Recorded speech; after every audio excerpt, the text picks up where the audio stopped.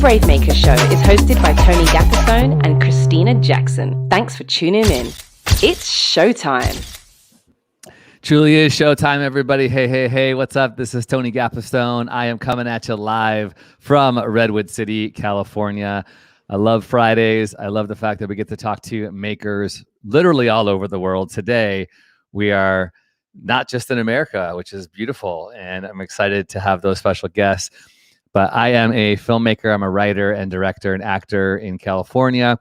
My pronouns are he, him, his. And as always, my collaborator in banter, Christina Jackson. Hey, Tony, what's going on? I'm Christina Jackson, also an actor, comic book writer, singer here in the Bay Area. I'm about 30 minutes east of San Francisco in Dublin, California. And my pronouns are he, she, they. And I am an African-American woman sitting in a power chair, wearing a Superman shirt with a POW chain on, sitting in front of a faux plant wall with butterflies. I love that. We are really trying to be an inclusive community of people. And so as we describe ourselves, which I neglected to do, I'm a Caucasian man with some facial hair wearing a green hat that says Brave Maker in a black t-shirt. We want to do this so that we are making ourselves accessible, making our stories and our show accessible to all people with all abilities. So whether you're watching us live, welcome, or listening to us on the replay or on our podcast, we're glad that you tuned in to the Brave Maker Show. Brave Maker exists to elevate brave stories for justice, diversity, and inclusion. And before we bring in our guest, Christina and I start the show every week by asking this one question: how are you braving your way toward your creative goals? So if you're watching us live or in the replay, what are you doing? It's just a simple question of accountability to encourage us to do something. Right? Do something about going after our goals, whether it's writing a comic book or composing music or crafting a film, writing, whatever it is, because it's one decision, one act at a time, one goal that helps us get to those achievements. So Christina, what was it like for you this week? What'd you do?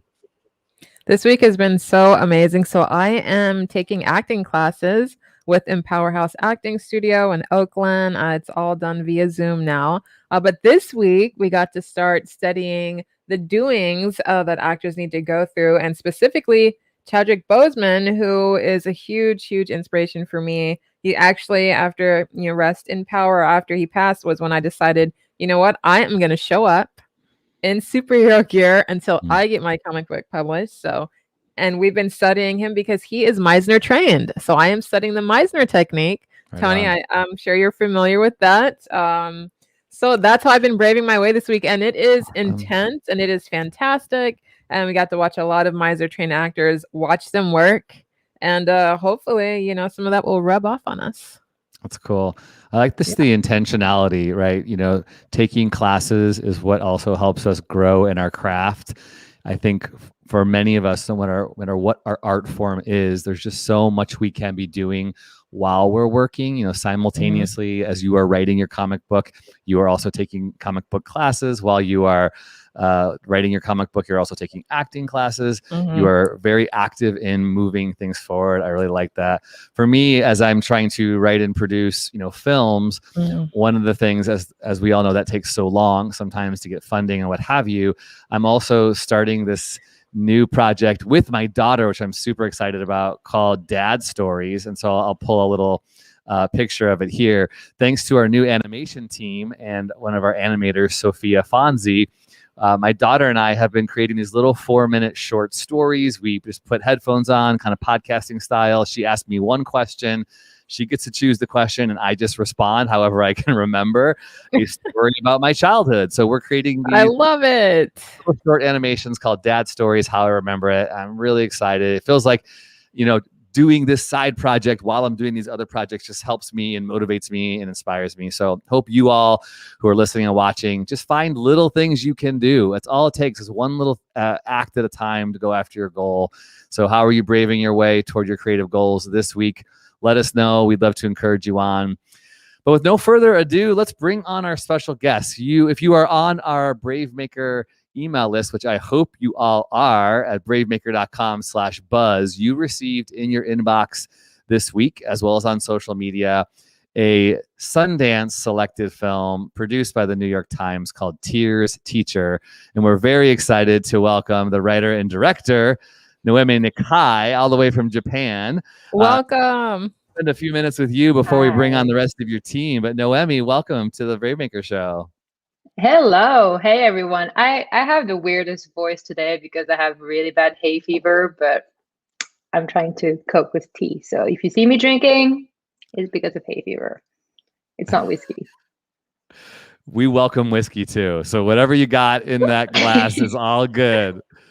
So Noemie, this is really cool because we do so much connecting with artists all around the world. I think you're our first from Japan, which we're really excited about. So thank you. Oh, great.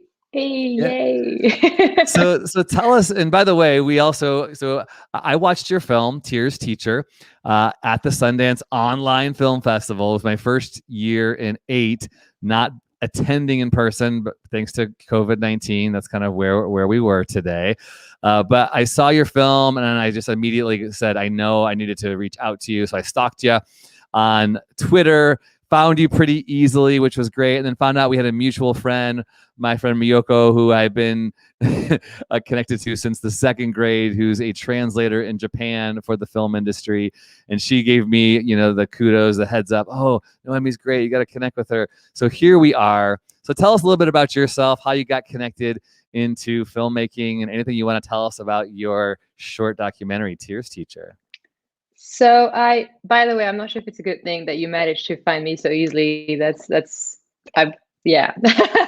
That's a great thing. That shows how beautiful and small the world is, right?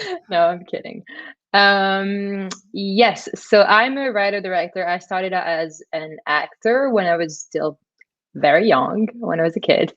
I was taking acting classes in France because my mom's French, and then I moved to Japan. And I was I was doing a law degree, so I really wanted to work in law and international politics, so something very serious. And then I got an acting gig working in a TV series, and I was like, oh, it's a great way to pay the bills. So I started acting more. And the more I was acting, it was mainly in Asia, in Japan, but the more I was acting, the more I was frustrated by the lack of interesting stories and interesting roles. And I felt like there was barely any creative discussions with the directors or the other actors. So I just decided to write my own short, honestly, just because I wanted to write a cool role for myself. So it was very egocentric. And turns out when I was writing it with a friend that the short was fun to write. So we decided to write more and to shoot more. And then I just realized that I enjoyed being a writer-director. So I'm doing more of that now. Beautiful. That's beautiful. So what kind of stories do you like to write? What do you gravitate towards? Today we're talking about Tears Teacher, which is a very powerful and emotional story. But what is the variety of stories that you are drawn to? I feel because when I was younger, I really wanted to work in international politics. I feel like I'm still very drawn to stories that have some kind of reality based in society, whether it's in Japan or somewhere else. So Tears Teacher, obviously we'll talk about it, but it's about a guy who teaches people to cry in Japan. That's an actual thing. It's a documentary. But the shorts I've worked on before were also based on usually either articles I found in newspapers or coverage I read about actual things happening. And I feel like I always like to touch upon themes that people don't really want to talk about, or that are a bit taboos or that are a bit scary to think about or hear about. And I try usually to put a spin on it that's a bit more humorous or light, just because I enjoy to watch things that have some type of humor in it, that are not just like, this is the way life should be, and this is your lesson you should learn from watching this film. Yeah. Which is a great segue and introduction to Tears Teacher and how you found this story and why and all the different ins and outs of how it came to be. If you're watching us live or on the replay, the link to watch it is in the chat and will be in our show notes on the podcast. Noemie, tell us about Tears Teacher and how it came to be. So Tears Teacher, that's an actual thing in Japan. So there's a couple guys. We followed one guy, but there's a couple guys in Japan who teach people to cry. And it's not at all a thing for actors. It's really just regular you and me people. Okay, I shouldn't say that because I'm an actor, but I guess you and me people. And they do workshops where they play really sad videos or really sad music or tell really sad stories, and then people cry in groups. And it's usually people who haven't cried in a really long time, and they come out feeling very serene. And it's quite amazing to watch. But yeah, I found out about this guy online, and I just reached out to him because I thought it was such a weird but interesting and moving story that I wanted to do something about it. And I had never done any documentaries, but it just really felt like it was something that had to be a documentary rather than fiction or narrative. So I was abroad at that time, but I just flew to Japan to shoot him. I'm curious, were you aware of the situation in Japan with the workload and the stress that the majority of people feel that they're under, and not that many releases such as Crying to release that stress? Were you aware of that situation before you did Tears Teacher? Yeah, totally aware. I grew up in Japan. I was born in Tokyo, and I spent more than 15 years in Japan. So that's the thing I'm totally aware of. And one of my best friend at uni here in college actually committed suicide just after uni when he started working in a company because of the workload and all the stress. So I was very aware of that, but to be honest, I wasn't really doing anything to try to change it or talk about it. Even if I was aware of it and everyone is aware of it, it's not something that you really talk about with friends. You wouldn't, I've never met anyone who actively tries to do something about it or to hold conversations about it. I love that you're talking about creating this art and telling this story because you actively want to impact culture in some way. We love that with Bravemaker. So let's talk about the creation of the film. Film is a creative, collaborative process. You didn't do this on your own. We have two special guests to join. So would you introduce the two other crew members that are with us today? Yes. So we have my fabulous team. So first there's our DP, cinematographer, Shen Lin. Shen, you're a big boy. You can just introduce yourself. Hey everyone, this is Shen here. I'm the cinematographer for this short documentary film, and I'm a Chinese Canadian and currently based in Japan. And then there's Kyo Asabis Kitayama, who's also French and Japanese. And I've worked with both of these guys a couple times on my shorts already. They're both fabulous. Well, kudos. Go ahead, Kyo. I'm Kyo. I'm the composer for this project. And as Noemie just mentioned, the three of us have worked together a couple of times. I've worked with Noemie 3 or 4 times, I think. And with Shen through 3 times, is it? 3 times. It is. So it's interesting, but we were very scattered, I guess, across the globe, which is interesting because we rarely meet. I guess last year a little more, but apart from that, I think I've only met you, Shen, once in person. I think we only met each other like once or twice. Yeah, Oh, very twice. rare. Put me on that. And I'm sure especially gets challenging when we're in the middle of a pandemic.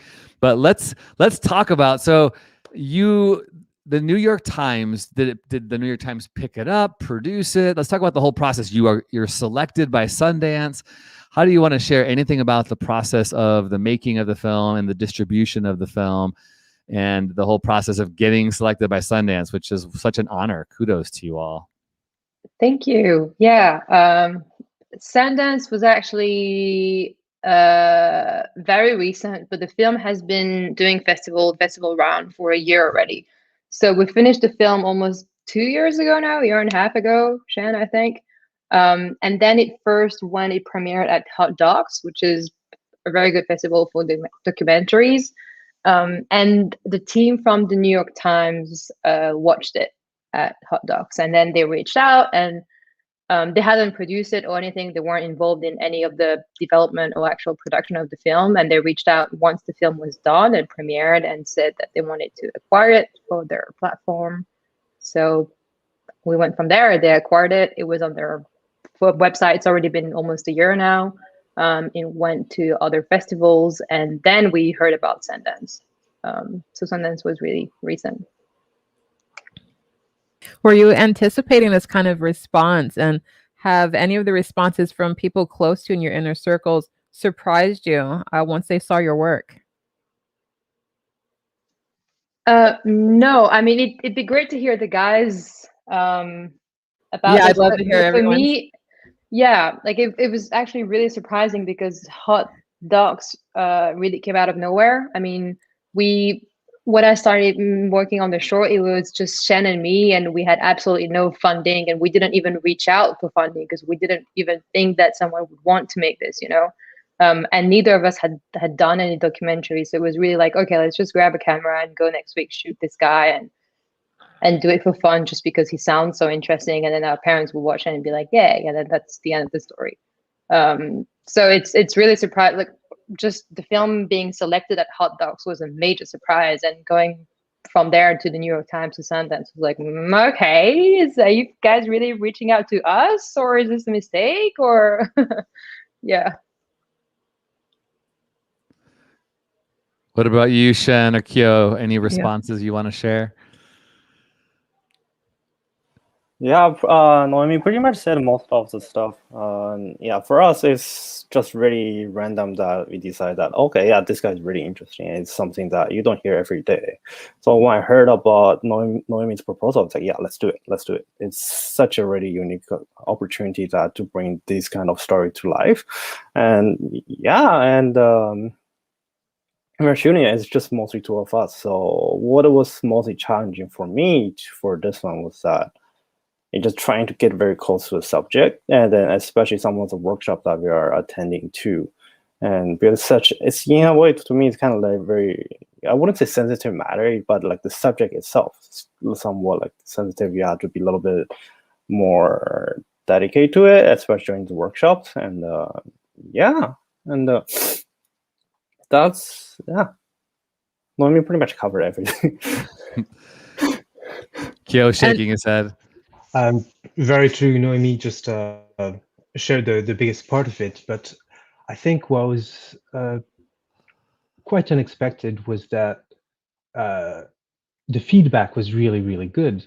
In that, I think as a documentary, it also felt like it was a piece of art that was supporting activism, which is, in this case, to make people cry, to be okay with your emotion, and to open up to other people, not supposedly verbally, but in crying together. And so that was really, I think, why, in my opinion, it made such an impact, because it's something that we all feel, and yet it wasn't discussed enough. Mm-hmm. And can I ask each of you, how did you first hear the story about this teacher? What was your first impression? Did you read it online? Was he in the news there in Japan? How did you first discover this teacher's work? For me, there's actually quite a lot of articles about him online, some in Japanese, some in English, but there was very little actual visual footage. So you kind of already get his story and his background and how his workshops operate reading the articles, but I was just really interested in seeing how it actually looks like, how it feels like attending the workshops and talking to him.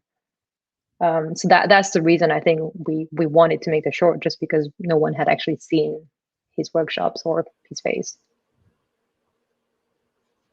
So I guess we need to ask everybody, when was the last time you cried? A little bit of a lightning round. Have you cried? He asked people, did you cry today? Did you cry yesterday? Did you cry this week? Who could admit to crying this week? Anybody?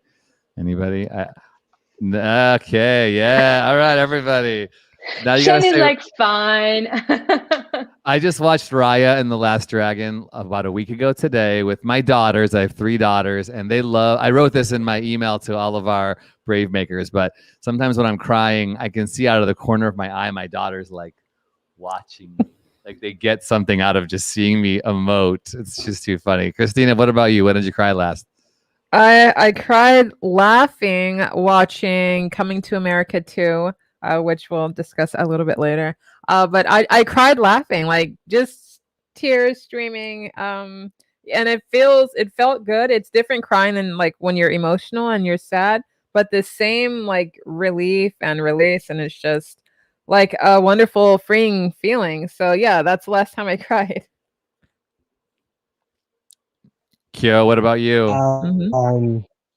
I actually just cried last night, I think, watching a movie. I was watching the Pixar movie Soul. Oh, so good. Oh yes. And it just it made a lot of sense, I guess. Yeah. As a human being, because it speaks of different part of the way we feel, the way we get lost in something that we feel passionately about. And it's very, very honest, I think. That's great. Shen, what about you? Oop, I think you're muted.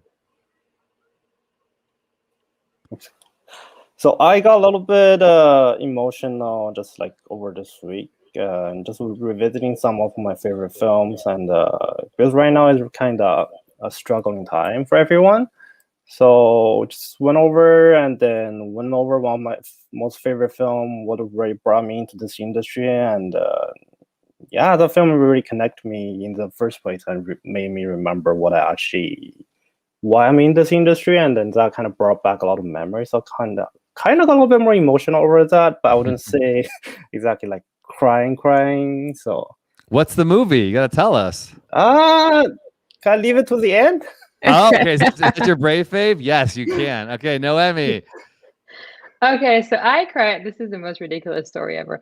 I had a really shitty day at work the other day, and then I was on my way back, and it was late, and I was exhausted. And then I went to the supermarket, and there was this big black Labrador, and he was so cute. And then he started looking at me like this and coming and licking my face, and he made me cry just because yeah. Oh, you needed that dog lick. Dog. I love that. You needed that dog lick. That's great.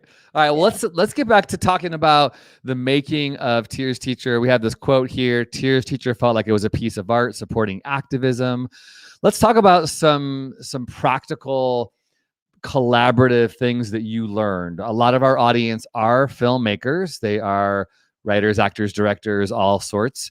What are some things that you learned that you would do different after making this film? Things that you wish you would have done, practical things on set, working with each other, communication, anything. If you want to share like some of the top things that you learned about filmmaking from Tears Teacher, or things that you worked with each other. And if you even want to brag on how others of you work together and communicate, I always love to have film teams do that as well. So the question is, and we'll start with you, Noemie, things that you learned, things that you want to pass on for other filmmakers they can do from what you maybe would have done different, or what you learned in the process, because making film is tough and challenging and lots of blood, sweat, and tears. So what are some things you learned that you could pass on to our audience?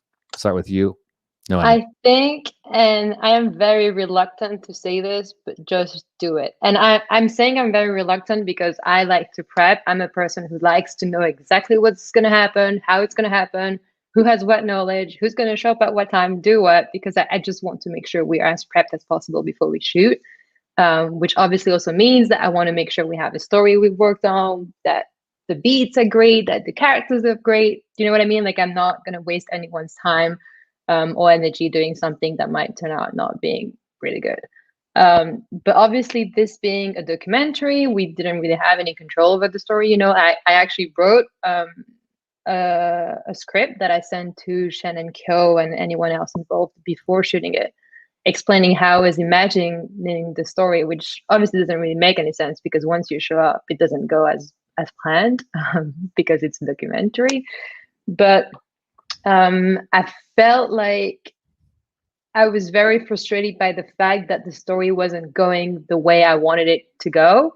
You know, when I pitched the project to Shen and Kyo, I was imagining something a bit more quirky and weird with so much humor and energy and crazy colors, just because the story felt like that. And when we showed up and actually met Mr. Yoshida, who's the protagonist of the doc, he was actually really calm and serious. And the story went very serious and very deep really quickly. And I was like, whoa, that is not what I planned. What? And it actually turned out great. But it was really frustrating because at the same time, the same year, I made another short film for which I had really planned, really prepped, that in my head felt amazing. And guess what? Nothing happened to that short. It went to maybe 2 festivals, and that's it. I didn't really get any good feedback, and I don't think it's a great short. But it was just great to make both around the same time, just because the doc, we literally prepped for what, Shed, maybe a couple of days, because we just had to go and shoot him. We had a deadline for his workshop. We showed up without funding. We shot. We made the post with Kyo and the editor, and that was it. And he got great feedback. So I think it was yeah. And I'm still reluctant to admit this, but I feel like sometimes you just have to go and do it, even if everything online, all the blogs, everyone is telling you to do the research, prep, blah blah blah. Sometimes no. Good. I love that. Shen is the director of photography. What did you learn? What advice would you pass on? How can people improve their filmmaking skills from what you learned on this project or any project? For me, I would say just keep shooting. Really, for this one, I actually felt that like we didn't shot enough. To be honest, there are moments where I wish I just kept the camera rolling, and there are a lot of great moments that I wish I was able to capture, because it's just like, okay, you shoot a little bit for documentary. Sometimes you thought that the stuff you got is enough, but for documentary, it's never ever enough. So you just got to always keep the camera rolling and find the right moment. And also you have to be a little bit more anticipating on what the action is going to happen right after, or like coming up, so that you can be prepared for it. This kind of really prepares me for like real like other projects as well. I say if you're working on bigger set and a more narrative story that you're actually asked to be covering for like different like say extras or different actions, and it kind of trains you to be a little bit more anticipating and where the action is going to happen. Sometimes the action can only happen for like once or maybe like very short amount of time, but if you're able to get a shot, then that actually means a lot to the story. And also for me, and also for this one, I think you also trust the people that you're working with. For me, between me and Noemie, like we had a like totally like 150% trust that whatever she does, I just totally trusting her. And also trusting, like the trust between your collaborators can really bring the work to the next level. Ooh. That's really great. I like that idea. You have to build trust, and sometimes the working together and the longevity. Obviously, that's why you want to work with the same people over and over when it works, because you trust the people. I think that's really fantastic. Yeah. And I hope people also heard that even though it's a documentary, even though Noemie is saying just go and show and do it, there was a lot of prep in the fact that you thought the story would go that way. You wrote a script, even though it's a documentary. You collaborate with your partner and your team, and then you show up and go, we're just going to toss it all out because it's not going to be quirky and funny. It's going to be serious and deep, and that's cool. I think that's a really big thing as creatives. We have to be willing to hold things loosely and not so tight and go, the plans are out the window. That's great. Thank you so much, Shen. Kyo, as composer, I love hearing this because we don't talk about this very much on the show, working with a director and how you craft the music. Let's talk a little bit about what you learn and what some best practices that a composer and a director can do to get this story out into the world they want to get out. So I think Shen's touched upon the subject already, but for me, and especially working with Noemie, that was our third project or second maybe that we did together, but it was always about having a good communication. So the way it happened, I think, is that it was in pre-production, and Noemie told me about this project and this person, and from that I had certain expectations or how it would be or how it would look. But since I only come work in post, the results, the cut that I got was something that I did not expect at all. And that already was interesting because, you know, you have a subject and you think about maybe the music or a theme or a set of instruments or a feel. And once the image arrives, then I guess there's a whole rebirth of that conception.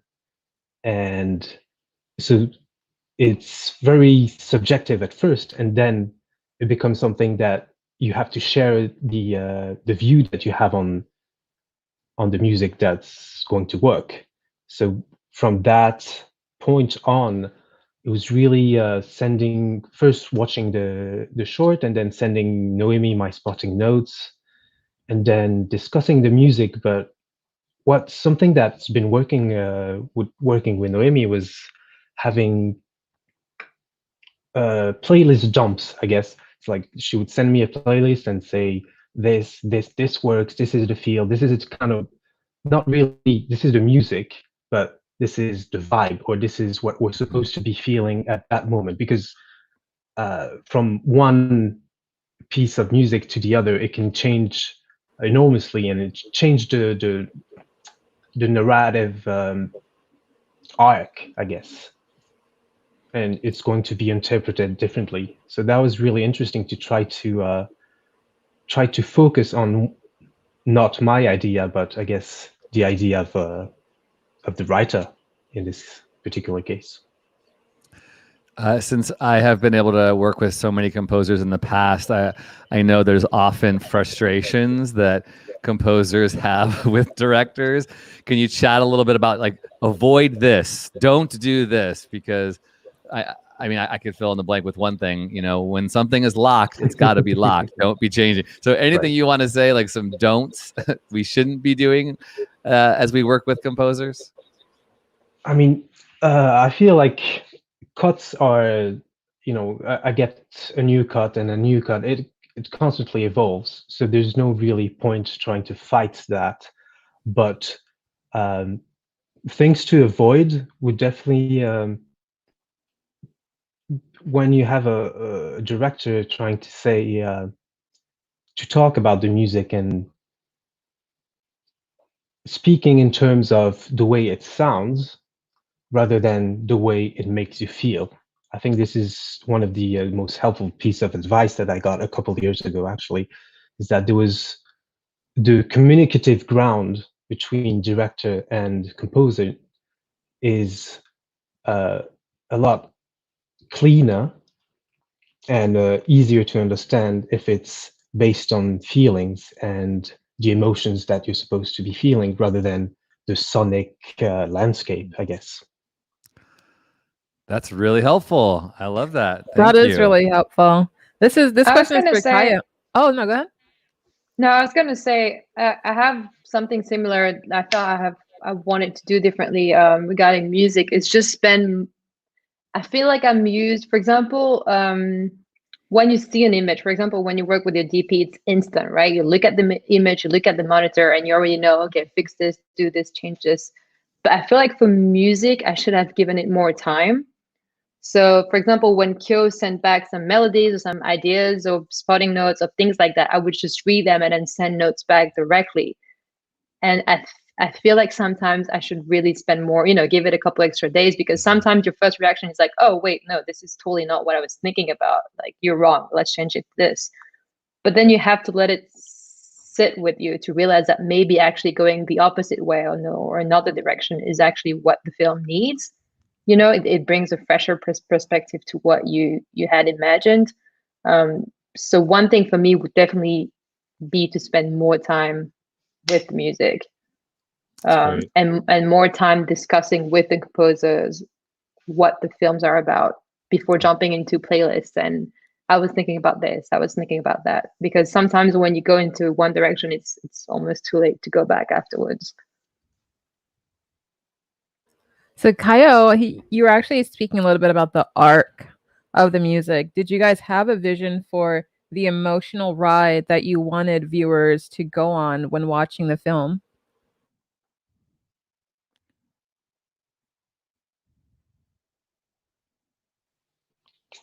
So that was directed at me, correct? Kyo, yes. So I'm not sure if we talked about it explicitly with Noemie. I think it was something that's as a viewer and then as a creator, the first time I visualized the short, you get the idea of the preparation, the high points, and outro and all that. You get a sense of how it flows together. But I think mostly it was through a conversation I had with Noemie on the phone or on Skype or something like that. And it was we usually, as we communicate when we're creating, we just speak a lot, and listen, of course. But I think that was it for the most part, and trying to understand once again the journey of this short story and how we choose to describe it. And it's very I felt like it was pretty straightforward, as it had several chapters, I guess you would say. You'd have an introduction and of the first of all the character, and then you get an introduction into the background of the character, and then you get what he's doing, which is the main part of the project, and how it impacts others, and how he plans to have it impact others in the future, I guess. So it was really clear after having that conversation how it would evolve, and then from then on trying to find the musical arc that would fit within these rules, guidelines, I guess. Noemie, last question. How long did it take from idea to completion? Ooh, good question. I think I had the idea early, Shen, correct me if I'm wrong, early February, and I reached out to the guy, wrote a script late February, and then we went to shoot late March. And then it took, Kyo, you were doing music and we were doing post until what, late summer maybe? But to be honest, it wasn't continuous. I think it was, everyone was on holidays coming back. So maybe 6 months total, less. Yeah, I think I did a little less. Yeah. I just want to point out, every project is different. So to all of our brave makers watching and listening, a short 10-minute documentary, that has a great little punch. There's so many factors, when you watch the credits, so many people make this little film happen. And so I want to continue to encourage you all to go after these stories that you want to tell. Find your crew, build that trust, just do it. Pick up the camera, make it happen. Explore your emotions and feelings.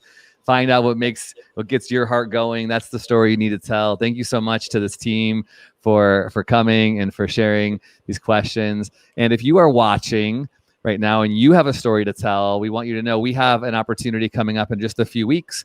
The Brave Maker Documentary Forum is happening on March 27th. I'll put a link in the chat as well as the show notes. You can go and sign up. And we have this team was at Sundance, and we have a producer, Cassandra Jabola, who just had the Amy Tan documentary at Sundance. She's going to be on our panel discussion. Mark Smolowitz, Diane Kwan, who also had a film at Sundance 2 years ago, and Jenny Shi, who had her film Finding Ying Ying at South by Southwest. Really want to encourage you all to click on the link in the chat, bravemaker.com/docforum, and get your story. Find out how, talk about all the ins and outs of raising money and distribution. That's going to be a great 3-hour workshop we're really excited to host. But we're going to end our show as we do every week. This is time for our favorites. So y'all ready? You got 15 seconds to get those in your mind. It's time for Brave Faves. Brave Faves. TV shows, films, books, songs, technology, clothing, podcast, food, and more. These are a few of our favorite people, places, and things. Brave Faves. All right, it's our lightning round. Christina, what you got? Yes, let's jump in. So imagine this, one of your childhood favorite movies 30 years later decides to do a sequel, right? It's amazing. It's so exciting. And everyone's there. Eddie Murphy. Oh my God, Arsenio Hall, and some new actors as well. Coming to America 2 is absolutely phenomenal. If you've never seen the first one, watch the first one and then jump right in to the sequel. It is opulent and entertainment, and it's funny, and it is just a feel good. And like I said, I laughed till I cried. So if you're looking for a release, this is a fantastic way to spend your Friday night. I love it. I watched it too. It was super fun. Noemie, what do you got? So I watched a film called Sound of Metal, and I knew nothing about it, and I had zero expectations whatsoever, and I was really moved. And I think it's been years since a film sat with me after watching it like that, and I still feel very vulnerable and moved by it. But it's funny, it's gentle, it's not depressing at all, and everyone go watch it. And Riz Ahmed is in it, and he's fantabulous. I fully agree, and it's getting a lot of awards buzz. I'll bet he gets us nominated for an Oscar on Monday when all the nominations come out. Thank you, Noemie. Shen, what do you have? Well, it's my favorite film. It's a Swedish film, Swedish horror film called Let the Right One In, and directed by Thomas Alfredson. And it's shot by my favorite DP, Hoyte van Hoytema. And actually, that was the film that actually got me into the film industry. And then I actually watched it when I was still in university. And then the way the film was being taught and being shot and the story was being told is very just engaging and not something that you see every day. And the story itself, yeah, I just love it. And then I can't really, I don't have much to say other than say, go watch it. Go watch it. What's the name of the film again? Let the Right One In. Let the Right One In. Yeah, there's a Hollywood remake called Let Me In, but I actually prefer. There's just so many international films that people don't get to pay attention to, and then I'm just going through a lot of Asian films, and I find that there's so many great films out there that I would just wish people can look more on the international market. So Let the Right One In. Yeah, Shen, I've seen that one. Yeah, I was gonna say Christina's our resident horror fan, so that's awesome. What do you got, Kyo? So actually, I've rewatched a movie from almost 60 years ago, a couple of days ago, and it's Lawrence of Arabia, and it's in this time where we're overflooded with great quality entertainment, where if it's streaming or a movie, and it was really refreshing. I've been finding going back to old masterpieces, and here, especially for the music, how it is very different. It's very orchestral. Maurice Jarre composed the music for that, but the instrumentation, everything is different, but it still works, and which is something that I've been so passionate about, is that there isn't one answer for a type of movie or anything. Sure. And there's just so many different interpretations.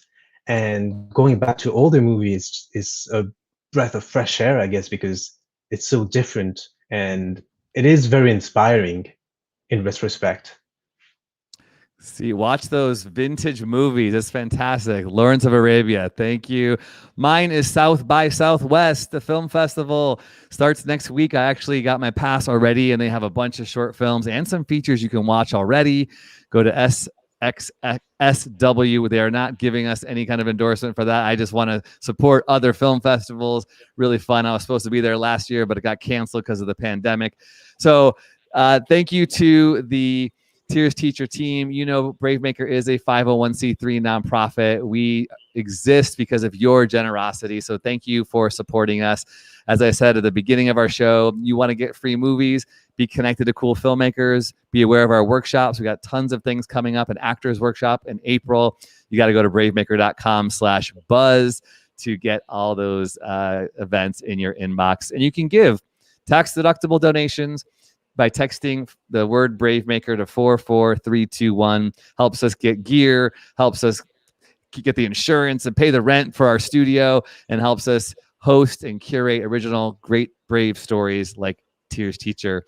Thanks so much, everybody, for being a part of our show today. Yes, I want to encourage you as we end. You all can put your Instagrams or Twitters in the chat so people could follow you, and we will share those on all of our socials. I think we've done that and tagged you on our Instagram. But if you all who are out watching right now or on the Tears Teacher team can put that in the chat as we end, we would love for people to find you and follow you. So thank you for your time today.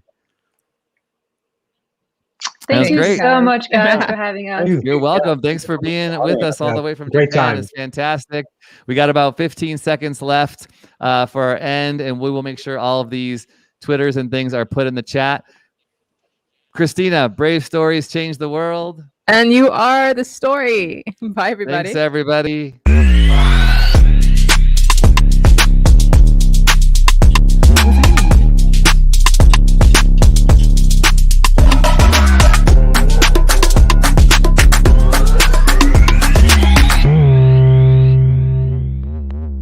Follow us on Instagram, Twitter, YouTube, and Facebook at bravemaker.org. Like, subscribe, and share. To become a monthly donor, text the word Bravemaker to 44321 or go to bravemaker.com/donate. Thanks for tuning in.